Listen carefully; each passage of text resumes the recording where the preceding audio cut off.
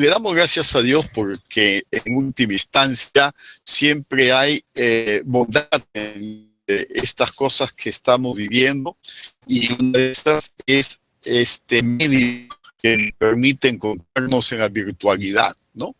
De alguna manera, algunos han dicho que esta pandemia nos ayuda a repensar nuestra forma de sentir, de vivir, de pensar esto y también de construir relaciones.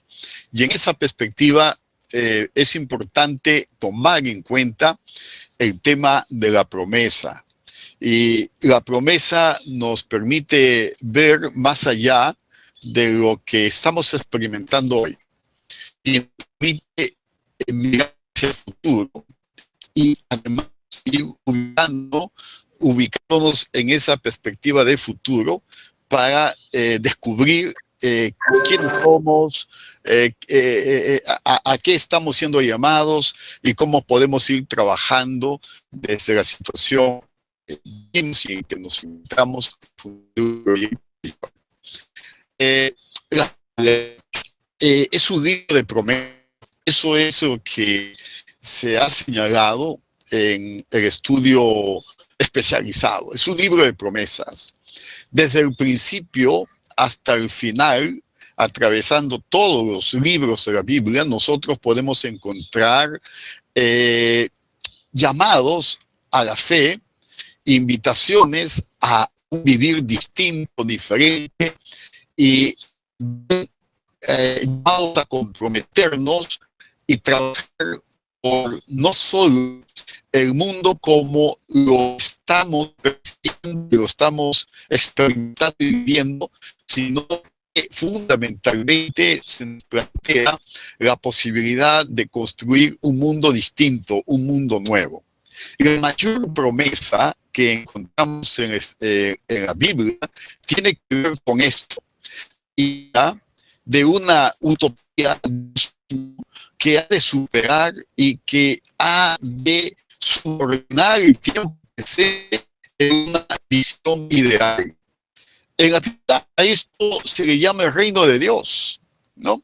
Y el reino de Dios como no solo una experiencia de tipo religiosa, espiritual, sino como una experiencia donde los hombres y las mujeres podemos encontrarnos y compartir, vivir en las dimensiones cotidianas, pero también las grandes aspiraciones que podemos tener.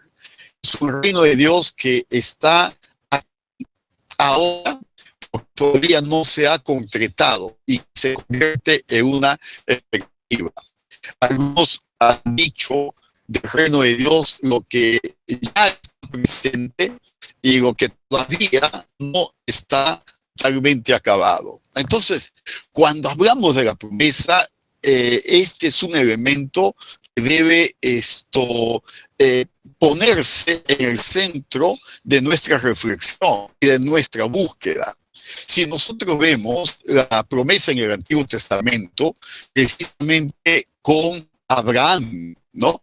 Abraham, que inicialmente se conocía como Padre Excelso, pero cuando recibe la palabra de Dios y se abre para ser desafiado y ser confrontado, pero caminar en la perspectiva de la obediencia a esa palabra de Dios, él mismo experimenta un cambio en su vida, una transformación en su vida que da origen para que desde el texto bíblico, desde el encuentro con Dios, cambie su nombre, ¿no? Y termina llamándose Padre de multitudes, Padre de pueblos. Y es muy importante esto porque el nombre en la escritura, en la Biblia, tiene un significado, y ese significado tiene una situación y una explicación histórica. El Abraham, el Padre excelso, hoy se convierte en el Abraham, ¿no? El Padre de multitudes. Y esto tiene que ver precisamente con una promesa. con la promesa que Abraham recibió de parte de Dios después de haber sido encontrado por Dios y de haber sido llamado por él. La promesa es: haré de ti una nación grande y te bendeciré. Famoso tu nombre, es una bendición. Bendeciré a los que te bendigan y maldeciré a los que te maldigan.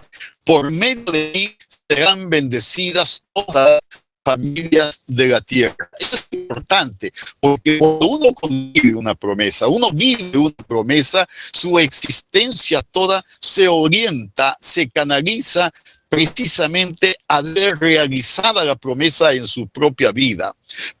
Abraham, cuando recibe esta palabra de Dios, no era familia más mayor de 120 personas, y el Señor le dijo que su descendencia iba a ser incontable, la estrella del cielo como la arena del mar. Abraham no, pero creyó. Cuando uno experimenta una promesa, no necesita, tiene que ver, no necesita ver. Lo importante para experimentar la promesa es creer.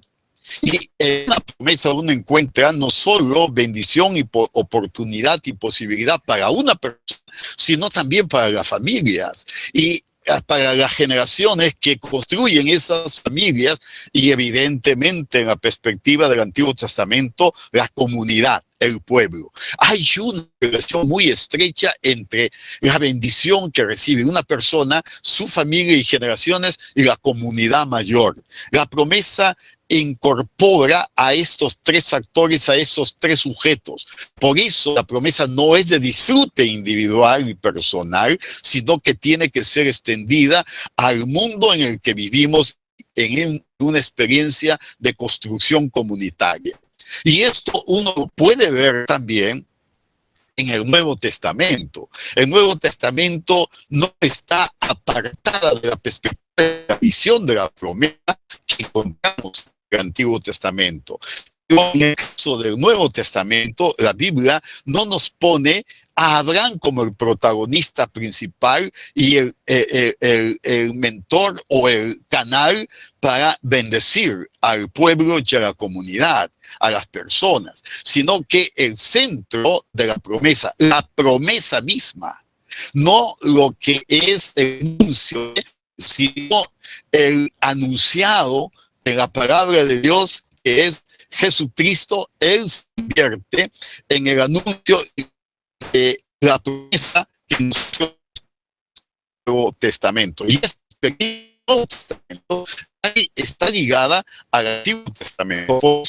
En la interpretación cristiana que se hace de Abraham y que se hace de Jesucristo, se va a decir que Jesucristo es hijo de Abraham, porque la promesa que recibió Abraham fue bendecir a naciones, a todos los pueblos, a través de sus generaciones y a través de su descendencia. Y en esa perspectiva, Jesucristo, aparece como la continuidad de la promesa, pero aparece también como el contenido de esa promesa recibida por Abraham, porque él se convierte en el que bendice realmente a todas las naciones. Está entendida en el Antiguo Testamento, se concentró mucho en el pueblo judío. Y es interesante que con Jesucristo, la promesa se extiende a una dimensión mucho más universal, ecuménica, y el apóstol San Pablo va a decirnos que Jesús tiene la realización y nos trae la realización de un nuevo en una dimensión cósmica. Nosotros podamos ver nuestra vida, la situación que experimentamos, no solo en el plano de la experiencia individual, sino que podamos ver bien en esa dimensión colectiva, partiendo de nuestra familia, pero también de la comunidad a la que pertenecemos. En la vida que a recibir promesa se convierte para mi familia, para las personas que convivimos y para el país. Y como en las diversas situaciones que experimento y vivo, encuentro la posibilidad de oportunidad para bendecir. Ser bendecidos para bendecir. Ahora, para que el tiempo no me gane en esta circunstancia, quiero mencionar algunas ideas, puntualizar algunas ideas de cómo nosotros podemos experimentar la promesa de Dios. En primer lugar, tenemos que decir que para tener la promesa y participar en la gracia de Dios, la perspectiva de lo que Dios está haciendo y lo que Dios quiere hacer con nosotros en el mundo, no hay tiempo ni edad. No hay tiempo ni edad, ¿no? No se trata de que hay que trabajar con los millennials o con los baby boomers, ¿no? No, incluso hoy se está hablando de adultos mayores que ya están siendo cancelados en la posibilidad de la sobrevivencia en la perspectiva de contener el coronavirus. No hay ese concepto. Lo que hay para Dios es el valor humano, el sentido de la dignidad humana, el sentido de la vida. Noten ustedes que Abraham, cuando recibe la promesa, no es un jovencito, tiene 75 años y a él se le promete decir a través de su descendencia. Y es recién a los 100 años cuando Abraham tiene un hijo directo de promesa, como dice el apóstol Pablo, ¿ya? De un hombre, dice Pablo, Dios levantó una generación para bendecir a las naciones. No hay tiempo ni edad. No debemos pensar si estoy en el tiempo o en la edad adecuada, porque que pensar y si estoy en el tiempo de Dios, en la oportunidad de Dios para obrar. La segunda cosa es que cuando uno experimenta la promesa, no hay condiciones determinadas especiales. No porque seamos las personas más competentes o porque seamos y tengamos capacidades que nos van a permitir ser instrumentos de Dios para bendecir a la nación. No son de imposibles. Como con Abraham, Dios es un Dios imposibles, de imposibles. Y como Dios de imposibles, va a ser cada persona, sujeto que está dentro de su propio plan, dentro de su propósito, vaya siendo levantado más allá de sus limitaciones y de las condiciones en las que se encuentran para cumplir el propósito que Él nos ha dado. La tercera cosa tiene que ver con que la promesa está íntimamente ligada a una visión. No es un deseo solamente. Yo deseo hacer cosas, yo quiero hacer cosas. Por supuesto que hay que desear y hay que tener motivaciones en esa perspectiva. No es nada malo, ¿ya? Pero lo importante es que se produce un compromiso y un compromiso que cambia. Y uno ya no actúa en función de lo que hace y lo que puede hacer, sino que uno actúa a partir de lo que aspira concretar y hacer como realización de un proyecto mayor de vida personal. Por eso la visión y la promesa tienen que ver con un proyecto. ¿Cuál es el proyecto en el que ustedes se encuentran? ¿Cuál es el proyecto en el que su familia está involucrada? ¿Y cuáles son los proyectos en los que en su trabajo, en su empresa y en su iglesia están comprometidos? Ese proyecto les da una visión. Y detrás de esa visión hay la palabra de seguridad en la cual Dios en su gracia nos dice: sal del estado en que te encuentras y prosigue a la tierra que yo te voy a mostrar. Abraham salió sin entender, dice el texto, a dónde iba, cuál era la finalidad. Y muy bien se ha dicho en los últimos años en la psicología y en la filosofía, se ha dicho que es importante que la llegada del camino. La llegada es importantísimo, pero en la construcción de vida y en la construcción de la promesa tenemos que vivir y experimentar en el día a día aquello que soñamos y que esperamos, porque la promesa es lo que esperamos, aquello que esperamos. Y este proyecto tiene una dimensión individual, personal, pero también una dimensión comunitaria, en la familia, en el pueblo en el cual vivimos. Y por otro lado, finalmente, hay que decir que la promesa tiene un carácter trascendente. Y ese carácter trascendente se vive ahora. Interesante que algunos han sostenido que cuando los seres humanos vivimos y experimentamos, tenemos que vivir situacionados en el tiempo presente, porque es el tiempo presente, el tiempo, el lugar y el momento en el cual podemos soñar nuestros sueños, vivir nuestra vida, nuestras aspiraciones y desde ahí construir en aquello queremos ser, porque lo más importante en el tema de la promesa es quién soy, qué estoy, qué cosa, qué ser, qué sujeto estoy siendo. Y por lo tanto, la promesa tiene un carácter trascendente. Cada paso que doy, cada día que camino, cada mes que vivo es un paso hacia adelante hasta el tiempo en el cual yo aspiro a vivir dentro del sueño aspirado, el sueño realmente. Y por eso la meta que nosotros tenemos en la promesa es Jesucristo, hemos dicho.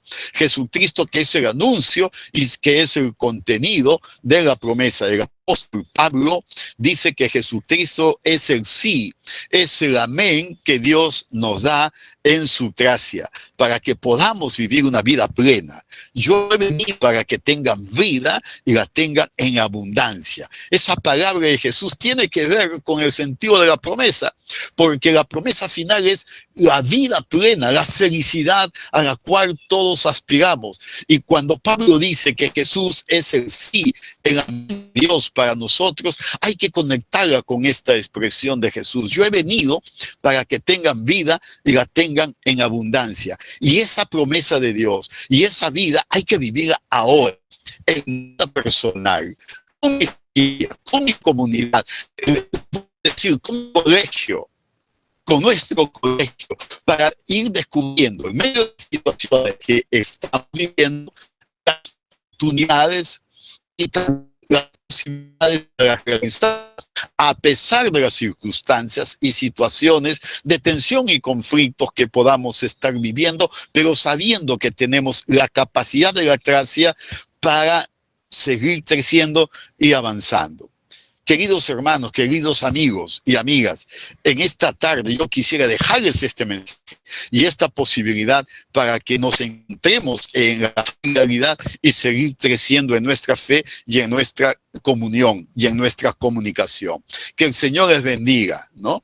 Gracias, Miss Vanessa, y bendecimos a cada una de las familias.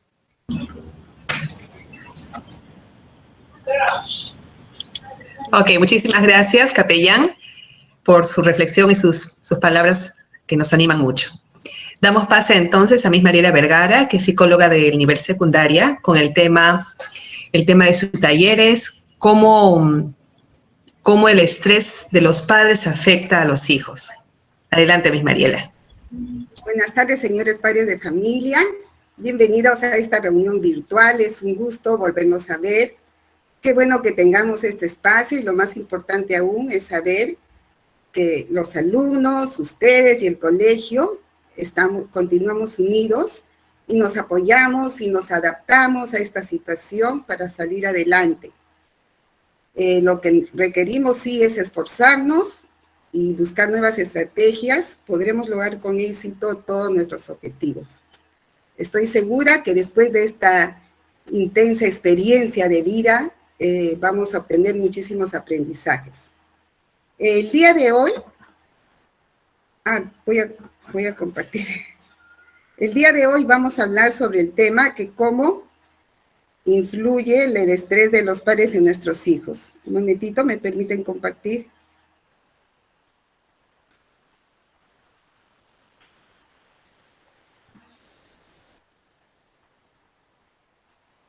A ver, un minutito.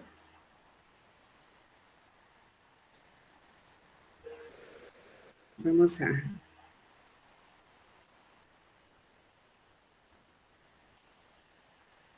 A ver.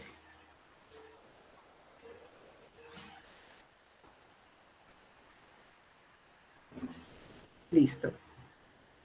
Bueno, el tema que nos convoca hoy es el Congreso para Padres, que es sobre cómo el estrés de los padres pueden afectar a los hijos. Para este tema, vamos a iniciar, en primer lugar, haciendo un ejercicio de gimnasia cerebral. Ustedes saben muy bien que es muy bueno activar todo lo que es la zona de la atención y también del aprendizaje. Vamos a hacer solamente 3 ejercicios pequeñísimos. El primero va a consistir en que vamos a poner la mano, los 2 dedos en la nariz y la otra mano en la oreja. Entonces empezamos, nariz, oreja, nariz, oreja, nariz, oreja. A ver, todos hagamos nariz, oreja, nariz, oreja, nariz, oreja. Lo que se trata que al principio tenemos que hacerlo un poco lento, pero luego más rápido. Y esto justamente nos va a permitir accionar todos los niveles del cerebro. Entonces, el otro ejercicio, eso deberíamos hacer siempre. El otro ejercicio es que tenemos que tener una mano para acá y la otra mirando a ustedes. Entonces empezamos. Miro acá y volteo, miro acá y volteo, miro acá y volteo. A ver, todos hagamos, por favor, miro acá y volteo y cada vez más rápido. Lo que pasa que eso nos sirve para que nosotros podamos concentrar nuestros movimientos de las manos. Entonces, por ejemplo, acá, si lo hacemos más rápido, vamos a ver cómo terminamos. A ver, ¿cuántos terminamos bien? Ya, ahí. Ese es un segundo ejercicio. Eso siempre tenemos que hacer justamente para activar el aprendizaje. Y el último ejercicio es de que con esta mano vamos a hacer así, con esta vamos a sobar. A ver, todos, golpeamos la cabeza acá y sobamos con la otra mano. Luego, con el otro lado, golpeamos acá y nos sobamos aquí. Se van a dar cuenta que al principio es un poquito difícil, pero poco a poco vamos a tener que agarrar más velocidad. Muy bien. Como ya hemos empezado eso, entonces ahora sí vamos a continuar con nuestro tema. Los vamos a enfocar en 3 puntos. El primero va a ser los efectos que produce justamente el estrés en los alumnos. Y el segundo va a ser, vamos a revisar qué es el estrés, el distrés, para tener un concepto más claro. Y en tercer momento vamos a ver qué herramientas tenemos para manejar el estrés. Mire, si han habido muchos estudios referentes a este tema, pero queremos iniciar esta conversación con la absoluta convicción que ninguno de los padres quisiera que sus hijos padecieran de esta presión. Es cierto que los padres estamos sometidos a grandes cargas de estrés, ¿no? Sin embargo, debemos tener presente que las personas con quien convivimos, especialmente nuestros hijos, son los primeros en que lo notan, porque ellos son muy permeables a nuestras angustias y en muchos casos ellos lo viven muy intensamente, ¿no? Ahora, tenemos algunos efectos, han habido muchísimos estudios, por eso que no es exagerado decir que padres tóxicos es dañino para el cerebro, ni que hablar para los sentimientos de nuestros hijos. David Good reunió en su libro diversos estudios que demuestran cómo el estrés de los padres ocasiona dificultades en la memoria a corto plazo. ¿Por qué? Porque la memoria tiene que ver con las células del hipocampo. Al inicio se pensaba que solamente podría ser que ocasionaba efectos en la memoria a mediano o corto plazo, pero ahora los estudios han demostrado que los 3 niveles afectan.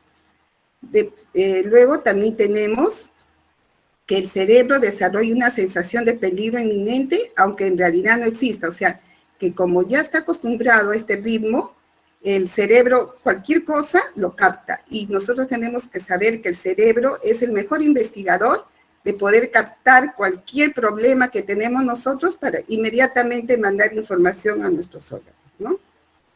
Luego tenemos que estos efectos de tener padres tóxicos o tener padres estresados o tener padres que no controlan su carácter y que de repente a veces pueden venir con problemas del trabajo y otras cosas más, y que si no lo controlan también va a alterar la arquitectura cerebral. Por otro lado, tenemos cuando los padres son demasiado, que no tienen un control en cuanto a su comportamiento, ¿no? O sea, acá vemos, por ejemplo, un padre que está gritando, y entonces eso que provoca que no haya una buena relación con el hijo, ¿no? Porque imagínense a una persona que le gritan tanto, el hijo ni siquiera va a poder conversar ni se va a sentir con la confianza de poderlo hacer. ¿Por qué? Porque los padres priorizan sus sentimientos sobre lo de sus hijos, ¿no? Entonces, el mal manejo de tensiones, la irritabilidad, el cansancio, los regaños de los padres asociados a una tensión afecta la tranquilidad de los hijos de todas las edades, sean niños, sean adolescentes o sean mayores, ¿no? El estrés persistente e intenso, más la ausencia de la relación positiva de un adulto, altera el desarrollo normal de sus hijos.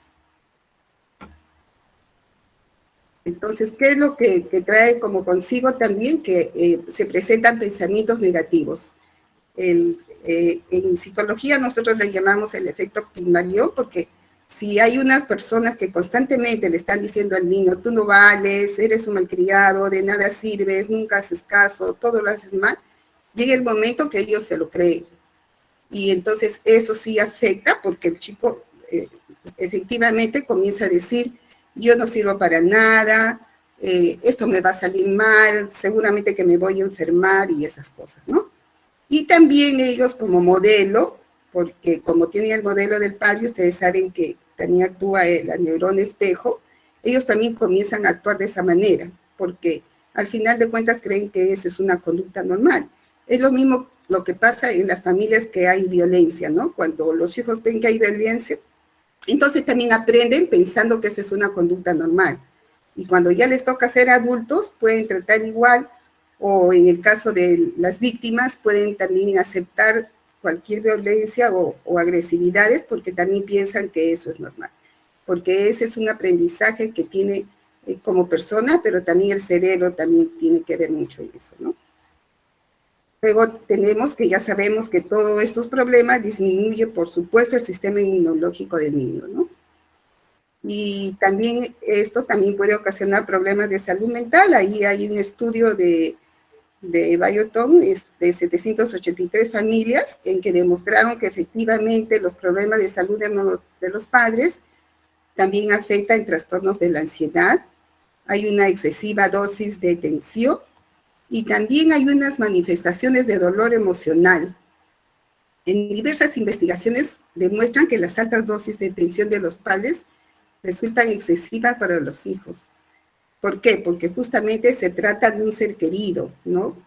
Tiene un fuerte impacto, sobrecargándolo emocionalmente y ocasionando problemas psicosomáticos, porque no es lo mismo que le diga una tercera persona a que le diga a sus padres, o sea, como que tiene un valor mucho más grande que se le impregna al hijo, ¿no? Entonces, cuando se pueden presentar problemas psicosomáticos, y es donde justamente lo más débil que tienen los hijos es de lo que prácticamente es lo que más rápido se enferma. Por ejemplo, hay personas que pueden sufrir dolor de cabeza, hay personas que pueden sentir vértigos, hay personas de que también les puede atacar a la piel, ¿no? Cuando uno tiene un problema, la razón dice, no, yo lo tengo que superar, pero realmente el corazón, la emoción, el sentimiento y el cerebro que manda mensajes no lo capta así. Entonces, ahí surgen todos los problemas psicosomáticos, ¿no? Llantos,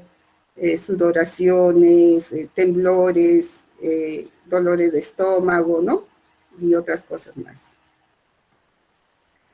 Luego tenemos dificultad en desarrollo cognitivo y problemas de aprendizaje. Lógicamente que cuando hay estos problemas, de hecho, el alumno no va a resolver igual todo su proceso cognitivo, o sea que para él va a ser muy difícil, teniendo todos estos problemas, va a ser muy difícil desarrollar muy bien su observación, inducir, deducir, comparar, organizar, etcétera, ¿no? Porque de todas maneras esto les induce a este tipo de trastornos. Por otro lado, también podemos ver que hay ataques de pánico, ¿no? Y también pueden haber ataques de pánico y también miedos y fobias, ¿no? Por ejemplo, hay niños que justamente están tan tensos, tan preocupados, que algunos pueden hacer berrinches, otros hacen crisis de llanto, otros sienten fobias, por ejemplo, no quieren subir a un ascensor, y muchas cosas que justamente ese es el producto de la excesiva tensión y de la inseguridad. Luego tenemos el cero impacto en el desarrollo emocional y social, ¿no? Este es un problema porque, por ejemplo, acá tenemos de que en este tipo de efectos también hace de que haya dificultades en las habilidades sociales, como están acostumbrados a un ambiente de inseguridad, de tensiones, falta de comprensión, de unión, entonces las personas son incapaces de relacionarse bien ni con sus pares ni con las otras personas, ¿no? Y luego, tienen falta de cooperación. Para ellos no entienden qué cosa es tener la cooperación y qué cosa es trabajo en grupo, ¿no? Y también tienen dificultades en la incapacidad de empatía. Son incapaces de ponernos en los zapatos del otro. Al final de cuentas, como vemos aquí la figura, ni siquiera tiene ni siquiera tiene la intención de escuchar ni de mirar lo que los otros están haciendo. Prácticamente es como si fuera un mundo aislado, no le interesa. Luego se ve la dificultad de autocontrol porque no es capaz de reaccionar ni de asumir otra actitud, ¿no? Ni para defenderse ni para nada. Bueno, estas son más o menos en grandes rasgos cuáles son los efectos que tenemos, ¿no? Ahora, no podemos dejar de hablar en esta oportunidad de lo que está pasando, la emergencia sanitaria que vivimos en el país. Es lógico y es normal que todas las personas estemos sintiendo estrés, porque eso es así, es normal, a todos nos está pasando, todos estamos experimentando, son cosas totalmente nuevas, son cosas que escapan de todo lo que nosotros ni siquiera nos hubiéramos podido imaginar. Y entonces, ¿qué estamos sintiendo? Estamos sintiendo que es una amenaza, porque a veces también vemos de que hay familiares que se puedan enfermar, amigos, las noticias que estamos viendo que generalmente nos crea incertidumbre porque no sabemos hasta cuándo va a ser. A veces nos decían ya 2 meses y levantamos la cuarentena, pero lamentablemente vemos otras circunstancias que no se puede dar. Por otro lado, ya está surgiendo el agotamiento, ¿no? Ustedes han visto, y todos hemos visto, de que ya, por ejemplo, las personas de provincias comenzaron a salir y ya sin un razonamiento, sin ni siquiera pensar en ellos ni en las otras personas, ¿no? Porque como que ya la gente se cansa, ya se siente que ya no puede seguir adelante, se siente que tiene que salir de acá porque hay más peligro. Y otras personas también sienten enfado, eso es normal, inseguridad, hay una pereza emocional de no poder salir adelante, ¿no? Y en este caso lo importante es aceptarnos. Y el que es, digamos, el principal factor que aparece en esta crisis es el miedo. Eso es lo fundamental. Y eso sí creo que a todos nos pasa. Y es normal. Ahora también es normal de que en este momento nosotros estemos como en una montaña rusa de emociones, ¿no?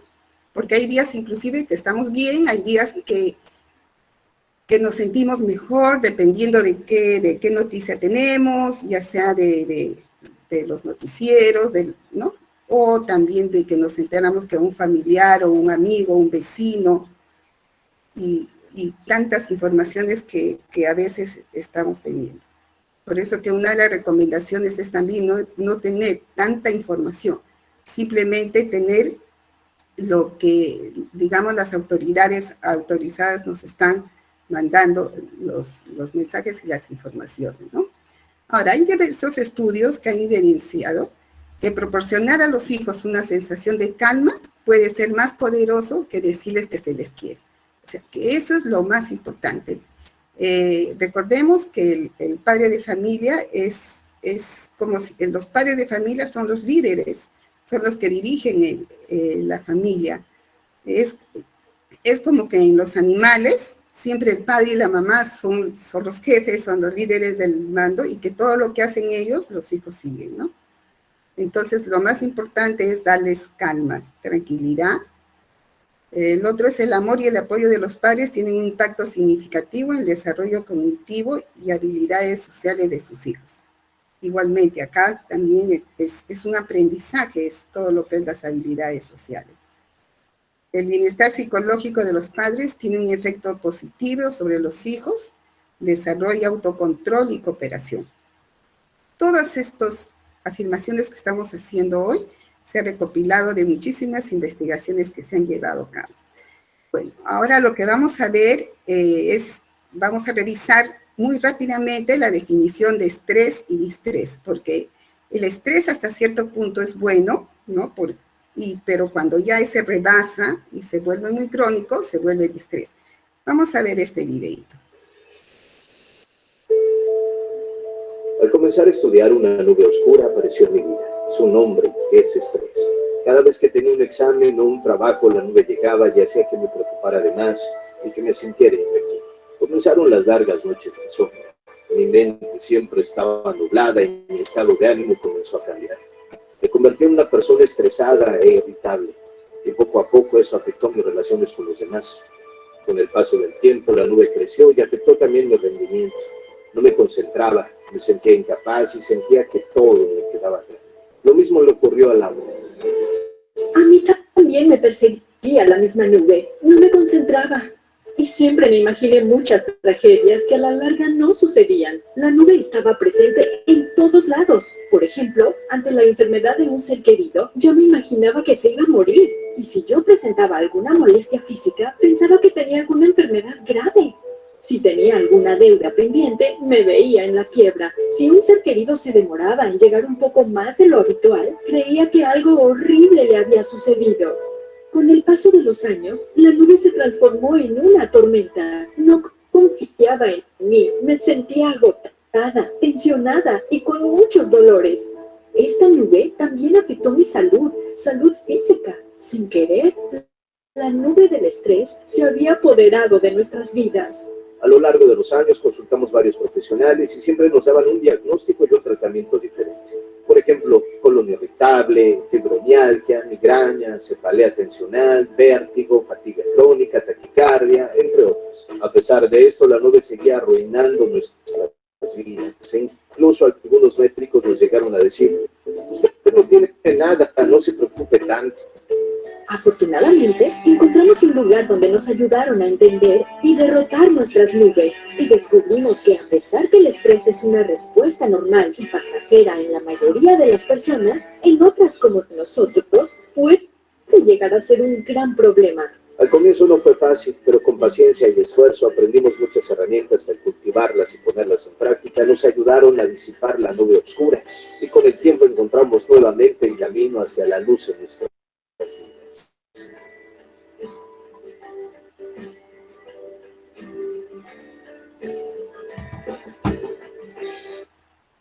Muy bien, ya hemos visto ese pequeño video que realmente nos ha ilustrado lo que realmente es la definición del estrés. Sin embargo, acá vamos a hacer un simple resumen y tenemos que decir que el estrés es un mecanismo primitivo de supervivencia que se activa cuando el cerebro percibe que es una situación de peligro o de amenaza. Entonces, ¿qué es el estrés? Es un sentimiento de tensión física o emocional. Puede provenir de cualquier situación, de cualquier pensamiento que lo haga sentir a uno frustrado, furioso, nervioso. El estrés es la reacción del cuerpo a un desafío o demanda. Entonces, acá vamos a ver cómo funciona esa respuesta. Acá vemos a una niñita que está asustada, ¿no? Y que lógicamente se asusta y esta tensión, esta preocupación, esta amenaza que tiene la niña, inmediatamente lo capta el cerebro. Como les dije hace un momentito, el cerebro es el experto en captar todas nuestras tensiones. Inmediatamente capta él. Entonces, ¿qué hace el cerebro? El cerebro agarra y le manda una información al corazón. Hay peligro, peligro. Entonces, ¿qué hace el corazón? Comienza a latir fuertemente, fuertemente. Y al latir fuertemente, ¿qué pasa? Que los riñones inmediatamente captan la información y comienzan a segregar el cortisol a muchísima cantidad. ¿Y qué es lo que pasa? Que cuando comienzan a... perdón. ¿Qué es lo que pasa? Que cuando hay esta excesiva secreción del cortisol, es de que el cortisol se va en toda la sangre de todo el organismo y desequilibra todos los demás órganos, ¿no? Porque mientras que está en un equilibrio normal, todos los órganos están funcionando bien, pero cuando sucede esto, todo se altera, ¿no? Entonces se genera una compleja respuesta hormonal y las glándulas suprarrenales captan pues esta orden y hacen una descarga, ¿no? Entonces, ¿qué pasa? Que al presentarse esta descarga tenemos tres opciones. Todos los seres humanos tenemos tres opciones. Uno, nos defendemos porque como tenemos tanta carga emocional que ha enviado el cortisol, o nos defendemos y nos adaptamos y salimos adelante, como por ejemplo en este caso, miren ese monito cómo puede defenderse de tremendo león, ¿no? Eso sería lo ideal, adaptarse y defenderse. Luego tenemos la otra condición es que, por ejemplo, la niña se huye, se escapa. O sea, frente a un peligro, puedes huir, puedes escaparte, ¿no? Más o menos esto, por ejemplo, podríamos decir con esa gente que se fue a sus regiones, comenzó a huir, ¿no? Luego tenemos que te paralizas. O sea, son tres cosas. Frente al miedo, también te puedes paralizar. Y ahí uno se bloquea totalmente, porque entonces no hace nada, ¿no? Entonces se entrega. Y ahí viene el problema. Entonces, lo que sí tenemos que aclarar que eso es en cuanto al estrés. Pero nosotros tenemos que saber bien claro que el estrés es positivo cuando hay dos tipos. El estrés positivo, que se llama estrés, que es lo que justamente nos da vitalidad, entusiasmo, optimismo, actitud positiva, resistencia para la enfermedad o por cualquier problema. Tenemos relaciones personales óptimas y entonces eso es muy bueno porque nos da ese nivel, esa energía. El estrés negativo, distrés, es que cuando sobrepasa demasiado todas estas dificultades y se pone crónico, porque se supone que cuando uno tiene estrés, pasa esta situación y el cuerpo otra vez se tranquiliza y entonces todo el organismo comienza nuevamente a equilibrarse. Entonces, cuando hay un estrés negativo, distrés, empieza a haber fatiga, irritabilidad, todo les molesta, pueden tener depresión, tienen pesimismo, les fastidia todo. Pueden enfermarse porque ustedes saben que cuando hay un distrés, todo nuestro sistema al no tener equilibrio, pueden iniciarse las enfermedades, ¿no? Y entonces vamos a revisar más adelante cuáles son estas. También pueden haber accidentes. Entonces, miren, este es el distrés. ¿Qué pasa cuando hay distrés? El desbalance químico cerebral de los neurotransmisores. Cuando los mensajeros negativos sobrepasan los mensajeros positivos a nivel cerebral, se bloquea la producción de endorfinas y aumenta el cortisol. Y ustedes saben que las endorfinas son generalmente las hormonas que nos producen bienestar, ¿no? Que nos producen buena memoria, que hay un buen lenguaje corporal, que nos da mucho optimismo, que hace de que no nos bloqueemos y al contrario encontremos una buena solución. Por eso que a esta hormona le llaman la hormona de la felicidad, ¿no? Porque eso es lo que nos produce las endorfinas. Luego, acá vamos a leer muy rápidamente cuáles son los signos de distrés.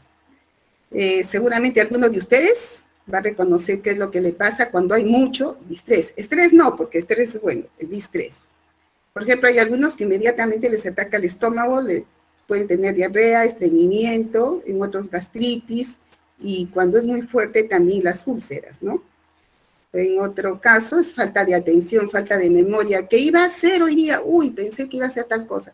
O cuando uno está con tanto problema, la atención está tan fijada a eso que la memoria no está funcionando bien y que a veces hasta nos olvidamos dónde dejamos la llave, dónde dejé el celular, o para qué vine a la cocina, iba a hacer algo y te olvidas.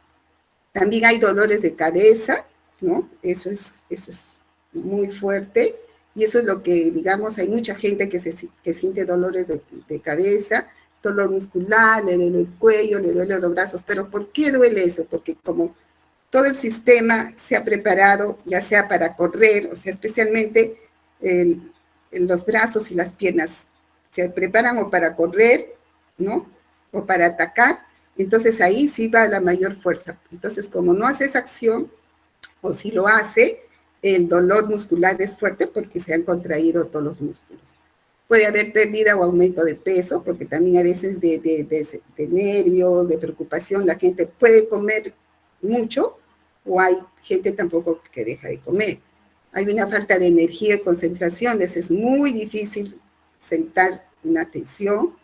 Hay otros que pueden sentir vértigo, temblores, ¿no? Taquicardia.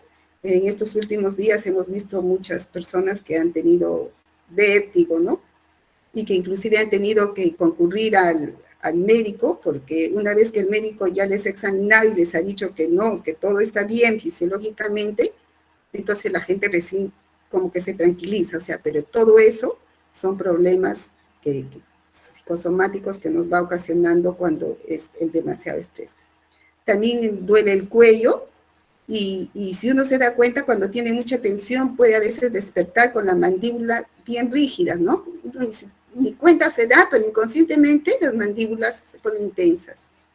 O hay personas también que amanecen con todo el cuerpo adolorido y a medida que va pasando las horas, como que se van relajando, ¿no? También algunas personas sienten cansancio, sensación, falta de aire, que también ha habido muchas consultas de eso, porque mucha gente ha pensado que con el coronavirus, como siempre se dice, de que falta de aire, entonces cualquier problema que es demasiada angustia, demasiada preocupación, comienzan a respirar como que si les falta aire, como que si alguien les quiere ahogar, ¿no? Pero eso simplemente es de tensión. También hay ahora últimamente lo que sí he escuchado común de muchas personas es de que hay problemas para dormir o duermen demasiado. Y ustedes saben que el dormir es lo principal que tiene que tener una persona para poder renovar todas las células de cerebro, ¿no? Eso es súper importante, que hay que dormir. Y las otras son las enfermedades psicosomáticas, que ya hemos hablado, que puede alterarse cualquier órgano de nuestro organismo. El deterioro social, porque está tan estresado, digamos, está tan mal, que ni siquiera tiene ganas de poder conversar, no quiere salir, y si es que sale, más bien está con una actitud negativa, todo le parece mal, y entonces hay gente que también se aparta de las personas que en algún momento producen problemas o son muy negativas, entonces hay personas que tampoco no quieren estar mucho, o estas mismas personas solas se aíslan. Y luego pueden existir problemas de salud mental, ¿no? Que ya pasa del estrés y ya pueden desarrollar angustia, pueden desarrollar depresión, ansiedad, y que sí, llegado a eso, sí, lo ideal es acudir a una atención, a una ayuda profesional. Luego tenemos consecuencias del estrés, ¿no? Ahí podemos ver claramente cómo el hígado manda mucho azúcar, el páncreas puede producir diabetes, el estómago al no reponerse, porque cuando se desequilibra, entonces como va demasiada fuerza a los otros órganos, entonces se queda el estómago sin mucha esa capacidad de oxigenación y de fuerza, y entonces se altera la producción del ácido, ¿no? Entonces genera la úlcera y gastritis, puede generar úlceras. Ya hemos hablado de los dolores de espalda, generalmente es la espalda acá, otros pueden tener el colon irritable, sube la presión arterial, ¿no? ¿Por qué? Porque el corazón está haciendo tanto esfuerzo, está bombeando tanto, que también puede subir la presión. Hay taquicardia, lógicamente, ¿y por qué? Porque el corazón está fluyendo con mucha rapidez. Hay manos y brazos doloridos al amanecer. Ustedes se van a dar cuenta que a algunos les habrá pasado que se sienten un dolor, ¿no? Y hablamos de las mandíbulas tensas. Entonces, ahora vamos a hablar de las herramientas para manejar el estrés. Hay unos mediadores, para afrontar, superar inconvenientes y evitar el estrés. Entonces, ¿qué hacemos, por ejemplo, cuando nosotros tenemos un estrés positivo? ¿De qué cosas son de las herramientas que nosotros debemos utilizarlo? En primer lugar, debemos tener vitalidad, saber de que estamos sanos, saber de que esto va a pasar, saber de que dependerá de nosotros cómo lo solucionamos y tener esa energía. Luego, pensamiento y actitud positiva, eso es lo más importante que puede haber. La actitud positiva va a depender de que cómo cada uno reacciona frente a un problema. Si uno tiene actitud positiva, va a encontrar muchas soluciones, va a reinventarse y de repente a veces va a salir mejor de lo que estaba. Es lo que está pasando ahora. Por ejemplo, vemos, por ejemplo, la cadena de las cafeterías que hay muchas que se han reinventado y en vez de vender ya esos ricos pastelitos, como la de San Antonio, por ejemplo, ahora están dedicándose a vender carne, verduras, ¿no? Y eso es excelente. Ese es un verdadero indicador de salud mental, un verdadero indicador de salir adelante, de tener esa actitud positiva.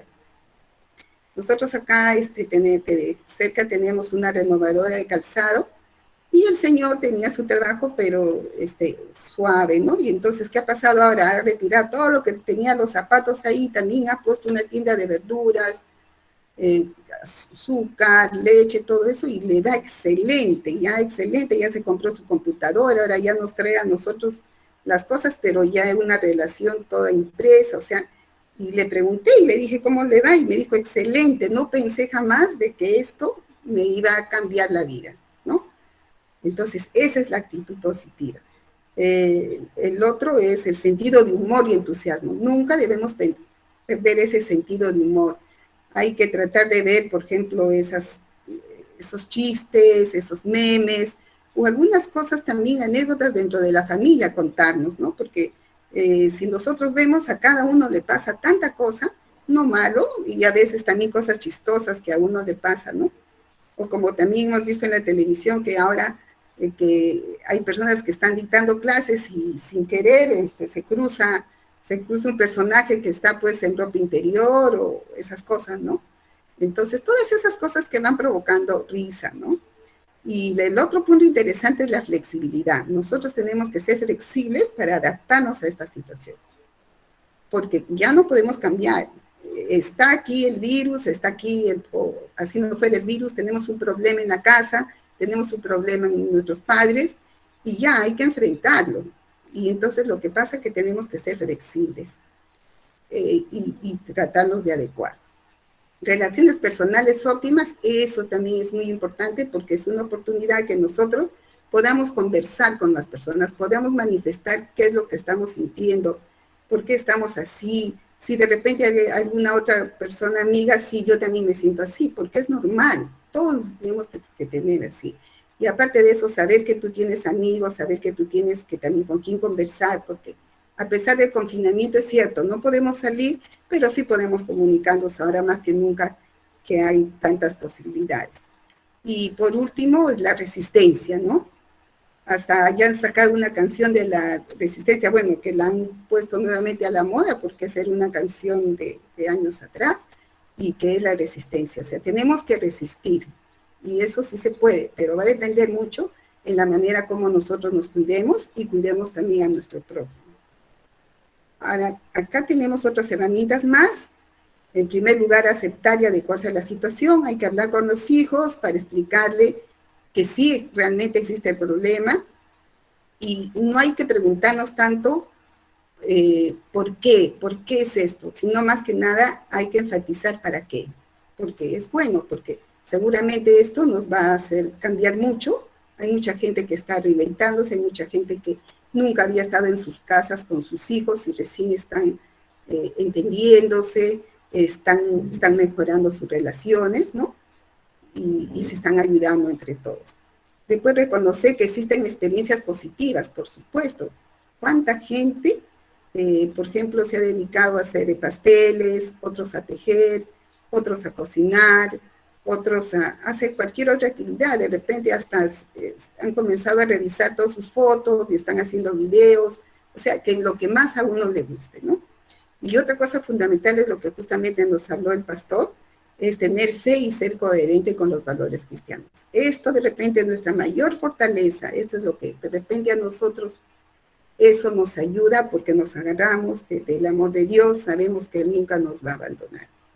Luego, centrar la atención en otras actividades, porque si uno solamente está escuchando la noticia, y estamos hablando todo referente a lo que está pasando, entonces el problema es de que vamos a estar más tensos de lo que debieran. Pero si nos centramos la atención en cualquier otra actividad, por ejemplo, en los hospitales psiquiátricos para las terapias, existe, por ejemplo, talleres de ocupacionales. Entonces les enseñan a hacer carpintería, dibujo, pintura, manualidades, porque esa es una excelente forma de poder resolver todos estos problemas. Es por eso también que muchos de los expertos están recomendando que una de las actividades que más se debe hacer actualmente es todo lo que es dibujo, pintura, es la mejor terapia. Manualidades, ejercicios físicos. Eso es lo mejor que podríamos hacer. Luego, expresar emociones y sentimientos, porque sí hay que expresar, y si hay necesidad de llorar, hay que llorar.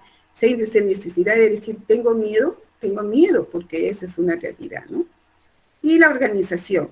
Lo que pasa es que hay muchos jóvenes, especialmente, o de repente algunos padres, no sé, no lo creo, de que como saben que no tienen que salir, se quedan todo el día con pijama, y entonces eso es malo, porque el cerebro nuevamente comienza a captar de que, bueno, pues hay que estar letargado, y entonces eso también baja la energía y no está bien. Es por eso mejor hacer unos horarios, hacer actividades de poder comunes, de que todos ayuden en la casa a hacer algo. Eso es bien importante, ponerse horarios, ¿no? Y de tal manera que está bien, cada uno tiene que hacer sus actividades, porque de repente el padre de familia también tiene que trabajar, pero deben haber ciertos puntos o ciertos momentos que debemos estar todos juntos.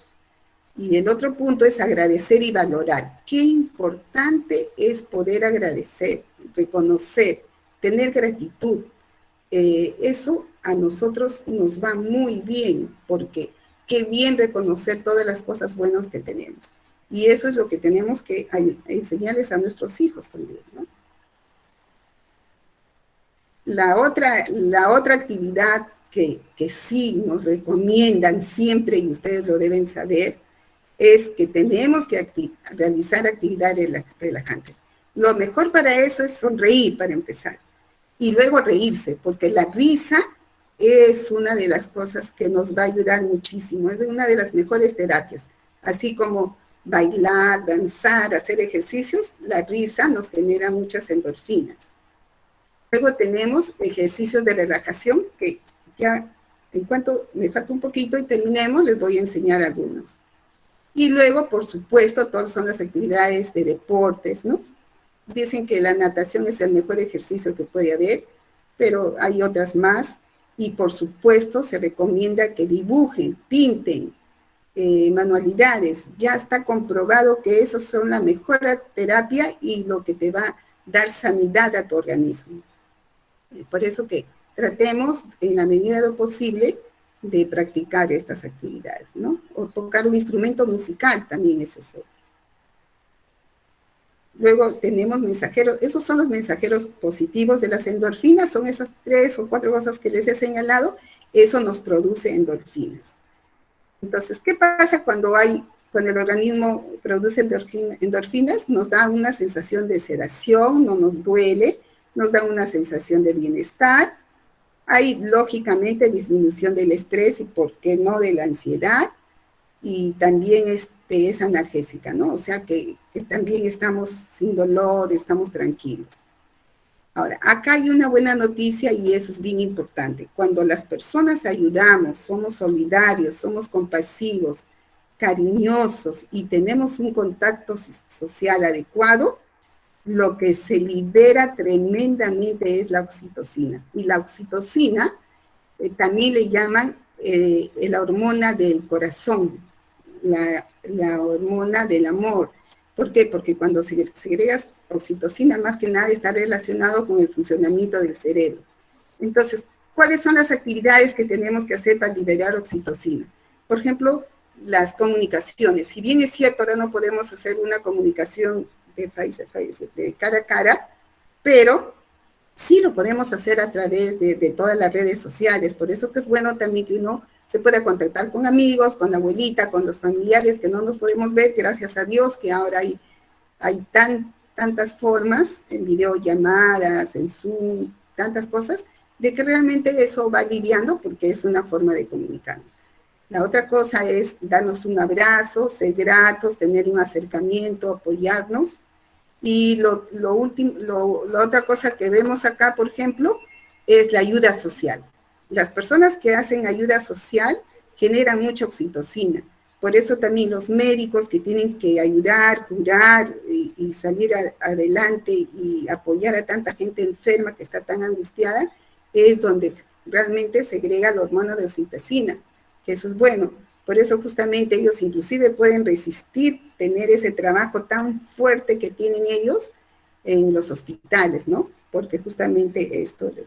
Y acá vemos pues cómo el corazoncito, cómo el cerebro y el corazón están unidos y entonces se van protegiendo.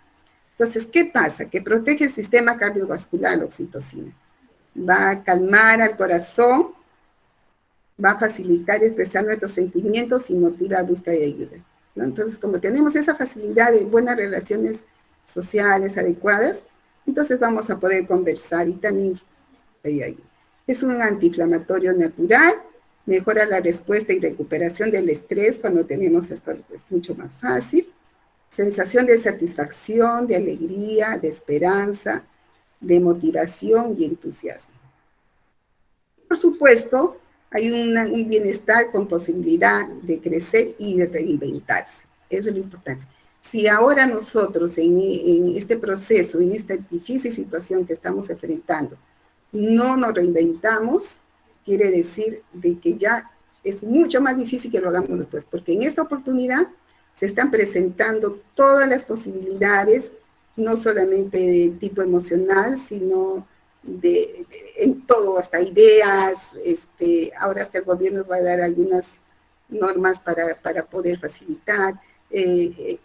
Esta mañana escuché en la noticia de que, por ejemplo, son los chistosos, los artistas, ¿qué están haciendo? Se han salido a vender fruta en sus carros y con unos parlantes están yendo a vender fruta y haciendo reír a la gente y sí, le están comprando y están diciendo que les va muy bien.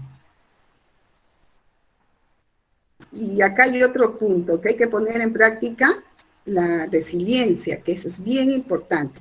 Es la capacidad del ser humano para hacer frente a la adversidad, superarla y salir de ella fortalecido o transformado. En realidad esto es más de un término de la física, o sea que a pesar que te golpea, tú sales más fuerte y no te caes, no te rompes, no pasa nada, porque tú soportas la fuerza que te están dando el golpe, pero además de eso sales con nuevos aprendizajes, con nuevas oportunidades y además se gana una gran experiencia para la próxima vez, ¿no? Porque ustedes saben que en la vida siempre tenemos dificultades, no todo es color de rosa. Y aquí entonces vamos a hablar sobre el sistema nervioso autónomo. Como ustedes saben, este sistema nervioso tiene una parte del sistema nervioso simpático que es el acelerador del organismo. Entonces, por ejemplo, cuando hay cortisol, inmediatamente el simpático comienza a funcionar y acelera el organismo. Al otro lado tenemos el sistema nervioso parasimpático, que es el freno de mi organismo. Cuando esto funciona normalmente y no hay estrés, no hay ningún problema, entonces es como que funciona 4 minutos este y 4 minutos el otro. 4, entonces se va balanceando, entonces hay un equilibrio. El problema es que cuando hay un acelerador, y entonces ahí surge el problema, ¿no? Entonces, ¿qué ocurre cuando estamos en un estado de relajación? Funciona muy bien. Entonces, ¿qué es lo que nosotros tenemos que buscar justamente? Tenemos que buscar una coherencia cardíaca, un buen funcionamiento de nuestro organismo, tanto del simpático como del parasimpático, para que siempre nuestro organismo esté en equilibrio. Entonces, cuando la persona está en calma, como estamos viendo ahí, hay calma y tranquilidad, entonces esta persona inmediatamente es captada esa información por el cerebro. Entonces el cerebro inmediatamente comienza a hacer, ¿qué voy a hacer? Está en calma. Entonces, como está en calma, manda el mensaje al cerebro. Entonces el cerebro, manda mensaje al corazón. Entonces el corazón comienza también a palpitar normalmente. Y ustedes se dan cuenta que ahora ya no aparece el cortisol. ¿Por qué? Porque el cerebro es el que está mandando, ¿no es cierto? Entonces, todo comienza a funcionar con normalidad.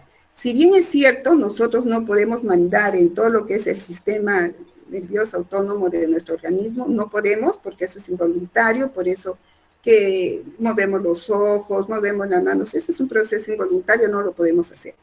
Pero al hacer este corte, que ahora les voy a decir cómo, es de que nosotros podemos darle una información diferente al cerebro para que el cerebro no nos vuelva nuevamente a todos los organismos a desequilibrar.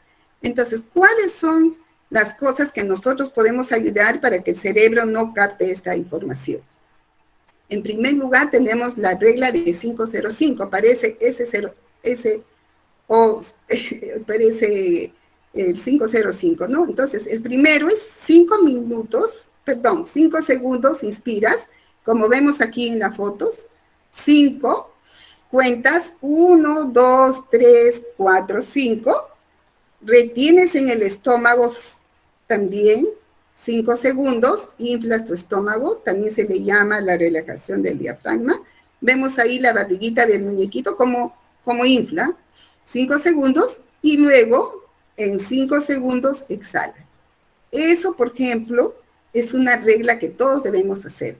Todas las personas nacemos con ese tipo de respiración equilibrada. Cuando somos bebitos, ustedes observan a los bebés cómo respiran así. Lo que pasa es que al pasar el tiempo, ya sea por tantas cosas que tenemos que hacer, entonces no estamos aprendiendo, no estamos respirando bien. Lo que se trata de que esto deberíamos hacer al menos un mes conscientemente para que después se automatice y podamos respirar bien. Esto, por ejemplo, va a ayudar muchísimo al estrés. ¿Por qué? Porque el cerebro, lo vamos a engañar al cerebro y no va a captar que estamos tensos, entonces ya no va a segregar el cortisol y ya no nos va a malograr todo el sistema del organismo. Esta es otra regla, hay una regla de 365 que por favor no nos olvidemos, es 3 veces al día tendríamos que hacer esta respiración y tenemos que hacer 6 respiraciones por minuto durante 5 minutos. Entonces aquí esta regla, 365, por favor tratemos de acordarnos porque esto nos va a dar equilibrio al sistema nervioso autónomo, ¿no? De lo contrario, nos va a llevar al colapso. Hay personas que inclusive están utilizando en sus móviles unos programas de que les avisa, o hay unos programas que les da un tiempo que tienen que inhalar y un tiempo que tienen que exhalar, ¿no? Ahora hay mucha gente que está utilizando esto, sería bueno ponerlo. Ahora, acá tenemos pautas para inducir el sueño. 4 segundos inspiras, ¿por qué? Porque ese es el simpático. Ustedes saben que ya hemos dicho que el simpático acelera. Entonces, solamente inspiras 4 segundos y durante 7 segundos retienes o inflas el abdomen y luego exhalas en 8 segundos. Entonces, esto va a ser de que es como que uno está yendo acelerado y pones mano de freno y entonces te vas calmando. Esto, por ejemplo, es un gran ejercicio para poder dormir. Y bueno, Y quiero terminar con esta reflexión que dice, un leoncito que está con su hijito y dice, pensé en rendirme, pero vi que alguien seguía mis pasos. Bueno, muchas gracias, espero de que me hayan entendido. He tratado de hacerlo lo más práctico, con figuras, todo eso, para que ojalá se les quede en la mente cómo es el funcionamiento del estrés. Muchas gracias. Pasamos a las preguntas. Muy buenas tardes, estimados padres de familia, profesores, todos los presentes. Gracias, Miss Mariela. El que les habla es el coordinador Juan Villena, el coordinador de secundaria. Y Miss Anaí en el chat va a colocar en primer lugar una encuesta. Hay un link, va a colocar un link donde hay una encuesta y ustedes pueden responder a cada una de las preguntas de esta encuesta. Tenemos un tiempo de preguntas y también en ese tiempo de preguntas pueden escribir a partir de este momento. Ya está el link, gracias Miss Anaí. Sus preguntas, si tuvieran alguna pregunta en referencia a la charla de hoy, pueden hacerla, estimados padres de familia, ¿ok? Para que Miss Mariela pueda absolver sus preguntas.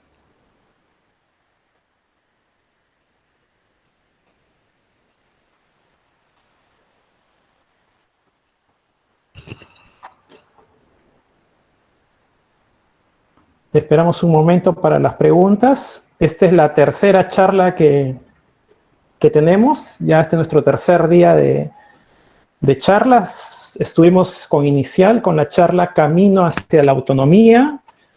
Con primaria tuvimos cómo ayudar a mi hijo a estudiar mejor. Y con secundaria, cómo el estrés de los padres afecta a los hijos. Parece que no hay preguntas. A ver, vamos a ver.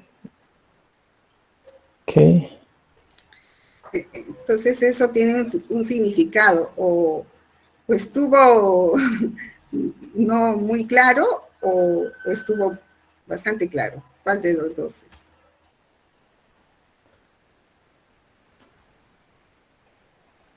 Muy bien, entonces si no hay preguntas, tenemos el link de la encuesta donde podemos ir ya. Acá tenemos una pregunta. Bueno, dice una mamá, ¿no? Un papá, perdón, en referencia a los chicos cuando están, dice, un poco estresados, un poco rebeldes, perdón, pero indican que están estresados, ¿no? En referencia a los chicos que están un poco rebeldes, pero mencionan que se encuentran estresados. Quizás, no sé qué relación puede ver con esto, Miss. ¿Qué piensa usted? ¿Qué relación hay cuando están estresados y qué? No le escuché bien. Dice, en referencia de los chicos cuando están a veces están rebeldes, y esta rebeldía quizás se deba al estrés, ¿no? Sí, por supuesto. Todas las conductas que nosotros podemos observar que no son las adecuadas, sí, siempre hay un motivo. Por eso que siempre hay que conversar con los chicos por qué está haciendo así, por qué se siente así. Es muy importante la comunicación, porque generalmente es debido a algún problema que le está molestando o está atravesando, ¿no? Y eso sí hay que conversarlo, definitivamente.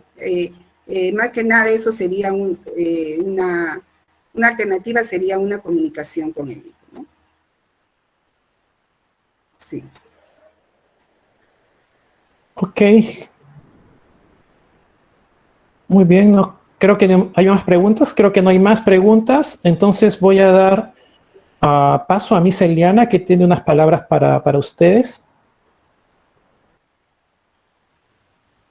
Muy buenas tardes, queridos padres de familia de secundaria. Realmente me siento muy contenta de poder comunicarme por este medio con ustedes y darle las gracias por su atención a esta charla tan interesante. Agradecer también a nuestra psicóloga de secundaria, Miss Mariela. Creo que nos ha dejado muy claro cuán importantes somos los adultos en la vida de nuestros hijos. Cuán importantes es que nos autorregulemos, nos autocontrolemos y hagamos un esfuerzo por ser padres que no ofrezcamos toxicidad a la vida de nuestros hijos. En estos tiempos ustedes dirán, Miss, ¿cómo lo hago? ¿No? Épocas difíciles. Quizás esto de estar juntos en un ambiente no muy grande nos impide también este autocontrol, ¿no? Los chicos escuchan todo, compartimos muchos espacios. Pero como dijo el pastor, tenemos una gran esperanza en nuestra fe, ¿no? Pidámosle al Señor en oración paz, tranquilidad, tratemos de autorregularnos y sobre todo sigamos las excelentes recomendaciones que nos ha dado nuestra psicóloga. Muchas gracias a todos, que Dios los bendiga.